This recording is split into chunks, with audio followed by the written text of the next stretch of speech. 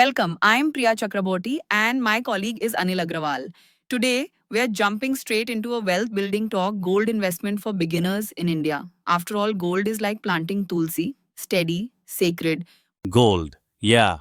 We're looking at gold as a modern financial tool for new sophisticated investors right here in India.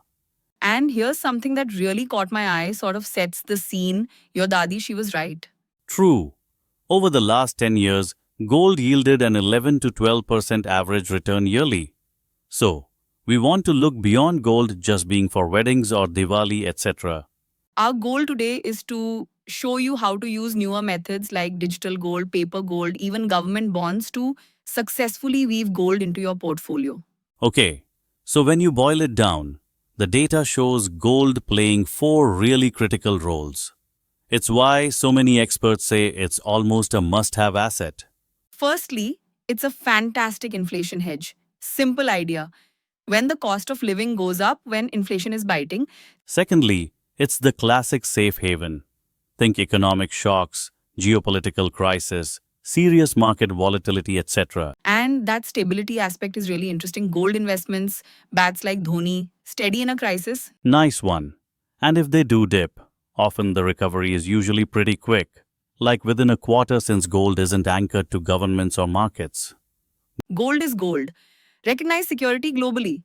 Which leads to the third point, diversification. This is crucial. Gold usually has a low correlation with the stock market. Meaning they don't move in lockstep. Right. So when your stocks are taking a beating, your gold allocation might be holding steady or even going up. Okay, inflation hedge, safe haven, diversification, no credit risk, historical stability. It sounds almost perfect. Yes, here it comes. If it's so great, why not, put half my money in it? Why the caution? Yes, gold is amazing at protecting wealth, but it's what we call a non-productive asset. Meaning it doesn't generate income on its own. Stocks can pay dividends. Bonds pay interest. Real estate generates rent. Gold just sits there hoping its price goes up. Right? So if you put too much in gold, say way over that 5% to 10% mark experts often mention, It starts to drag down your portfolio's growth potential. You're sacrificing potential gains for safety. It becomes defensive. so that 5 to 10% allocation that financial planners talk about, it's informed. Yes, it's the sweet spot.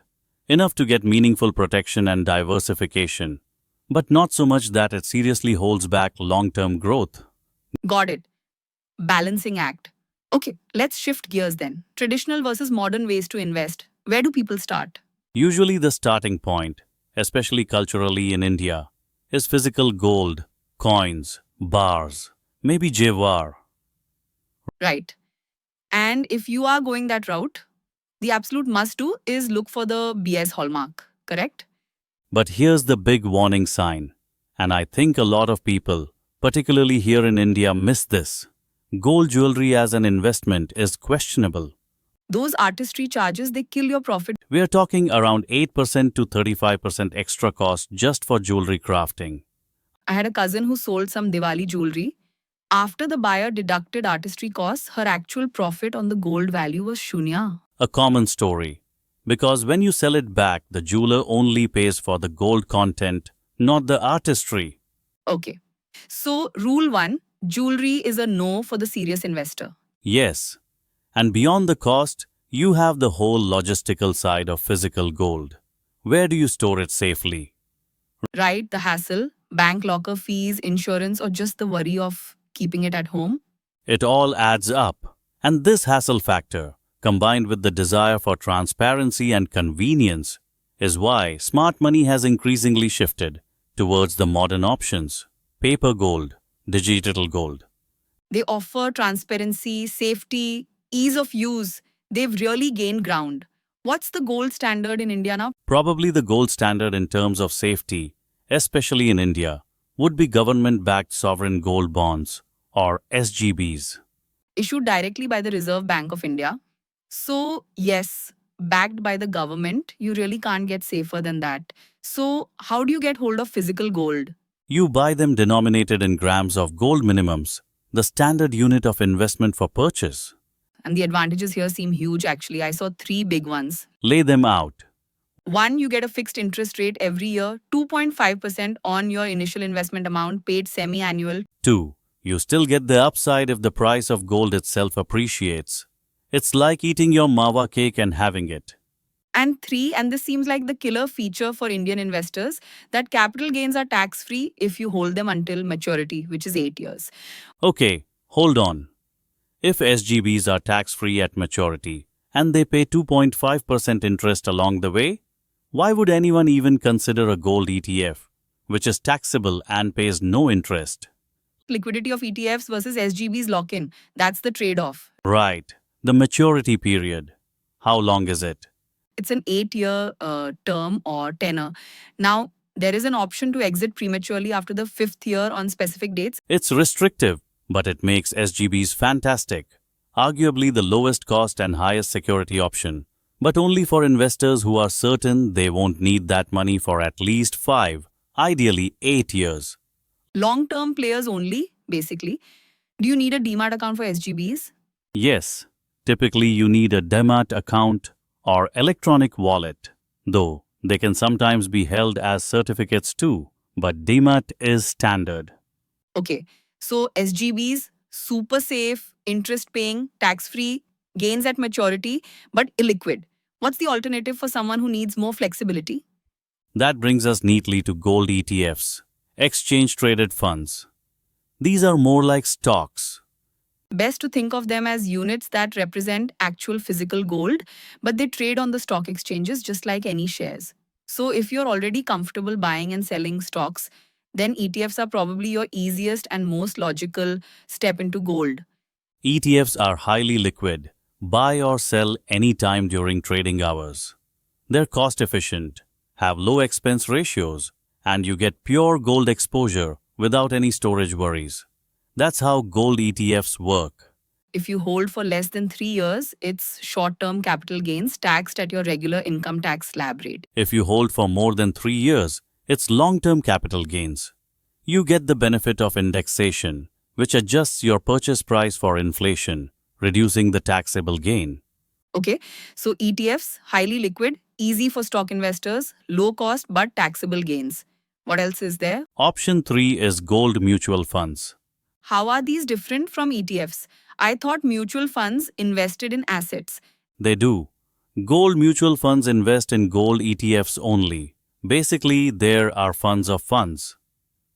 Okay. So they buy the ETF units for you. Why would someone do that instead of just buying the ETF directly? Convenience. You don't need a demat account to invest in a gold mutual fund. You can invest through existing mutual fund platforms where it's professionally managed, though the management is mostly about tracking the underlying ETF. Sounds simpler. What's the catch? Cost.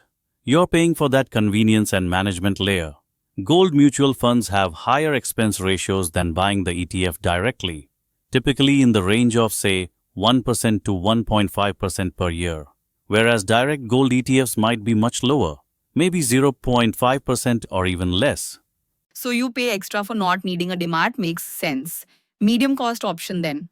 What's number 4? Number 4 is digital gold.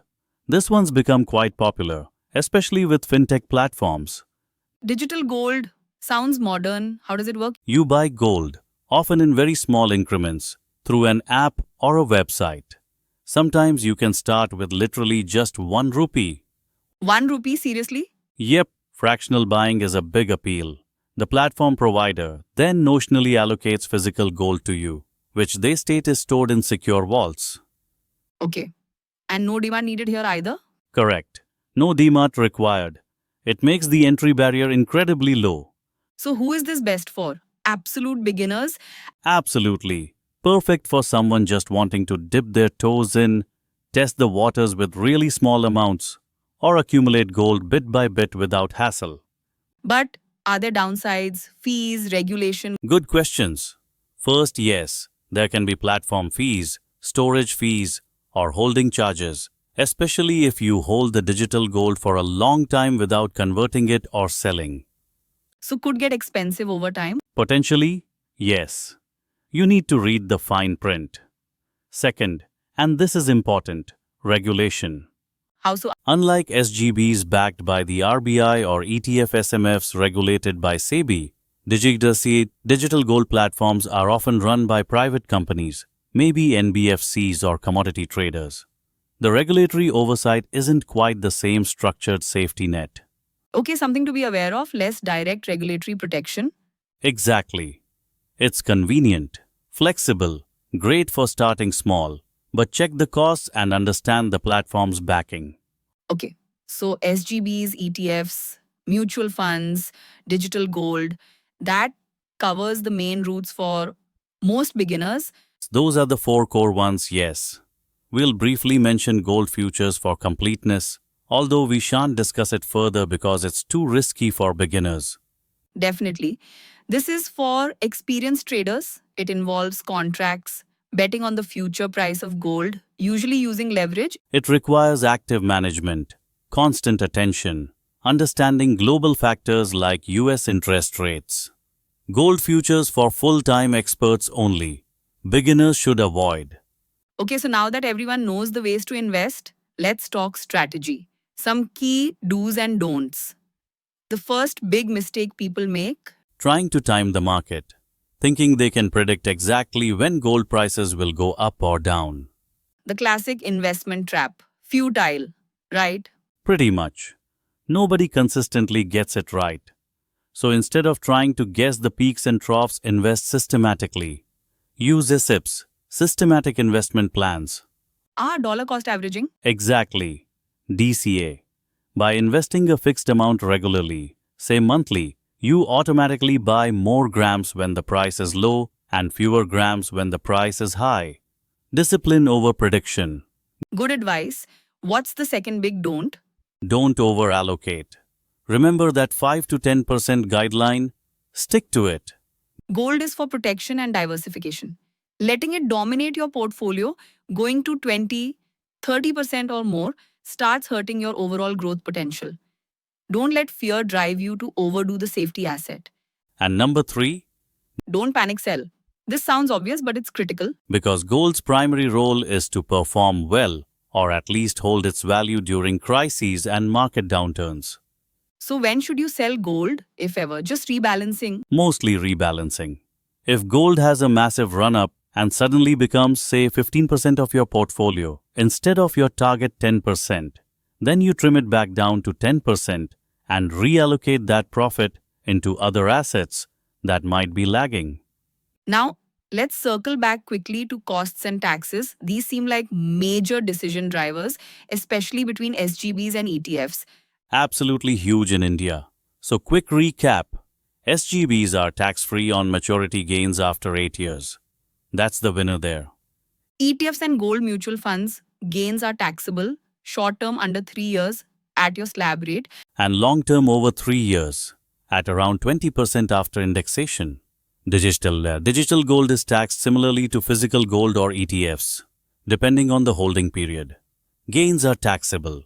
So, tax wise, SGBs are in a league of their own if you can hold for 8 years.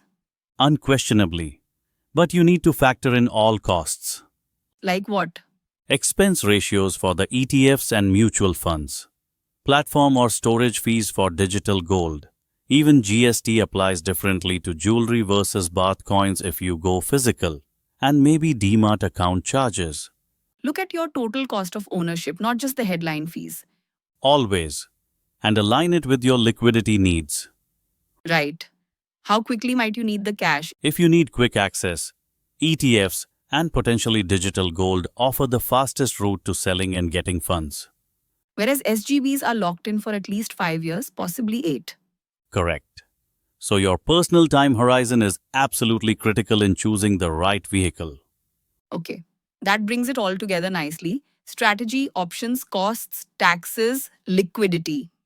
So, wrapping up this deep dive, what's the main takeaway? मुझे SGB लेना चाहिए या digital gold? I think the core message is that gold's role has fundamentally evolved, moved from being primarily a cultural item, something stored away, To being a very deliberate, strategic financial tool in a modern portfolio.